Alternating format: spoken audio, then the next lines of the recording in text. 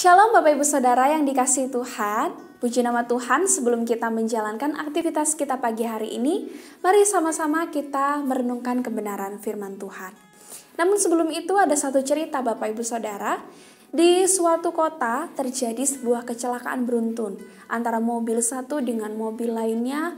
Lalu mobil lainnya juga ternyata ikut turut dalam kecelakaan tersebut.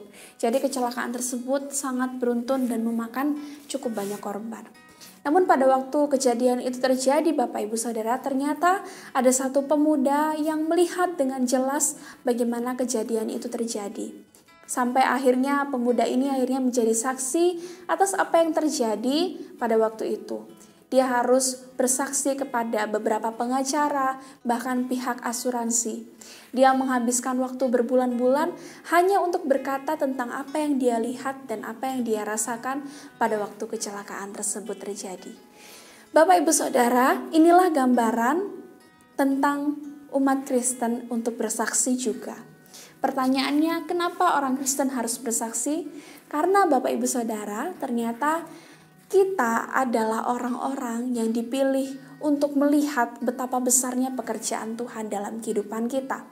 Oleh karena itu, hal itu bukan sebagai sesuatu yang layak untuk kita simpan sendiri, tapi harusnya kita juga menjadi saksi untuk bercerita tentang perbuatan-perbuatan besar yang Tuhan kerjakan dalam kehidupan kita. Ini adalah kewajiban untuk setiap kita, tanggung jawab untuk setiap orang-orang percaya menjadi saksi untuk memberitakan apa yang Tuhan sudah kerjakan dalam kehidupan kita. Kalau saja kita menjadi saksi akan kecelakaan tersebut, pasti juga kita akan menjalankan kewajiban kita itu dengan baik. Terlebih lagi ketika kita menyaksikan kabar baik Bapak Ibu Saudara. Kabar baik, berita besar yang Allah sudah lakukan dalam kehidupan kita. Namun pertanyaannya, apakah kita bisa melakukannya sendiri? Tentu tidak Bapak Ibu Saudara. Jangan khawatir, Allah kita adalah Allah yang baik. Dia tidak akan membiarkan kita menjadi saksinya sendiri, tapi Dia akan menyertai kita, bahkan memberikan kita kuasa untuk melakukan hal-hal yang ajaib, untuk menyertai kita sebagai orang-orang yang mau bersaksi bagi banyak orang. Di dalam Kisah Para Rasul 1 ayat 8 mengatakan, tetapi kamu akan menerima kuasa kalau Roh Kudus turun ke atas kamu, dan kamu akan menjadi saksiku di Yerusalem dan di seluruh Yudea dan Samaria dan sampai ke ujung bumi.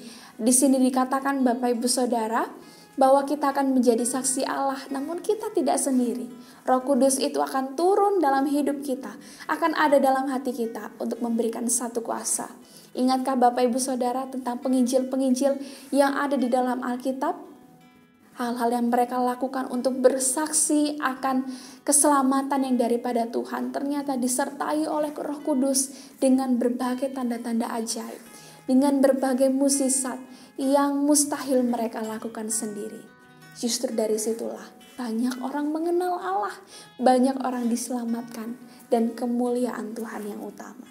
Mari Bapak Ibu Saudara, gunakan kehidupan kita untuk menjadi saksi bagi banyak orang.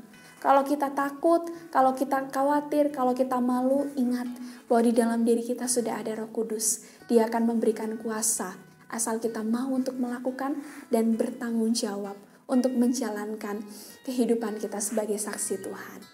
Biarlah pagi hari ini dimanapun kita berada, mari jadi saksi lewat apapun yang kita lakukan.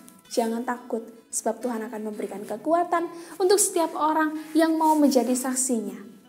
Puji nama Tuhan. Bapak Ibu Saudara, demikianlah renungan kita hari ini. Stay safe, stay healthy. Tuhan Yesus memberkati kita semua.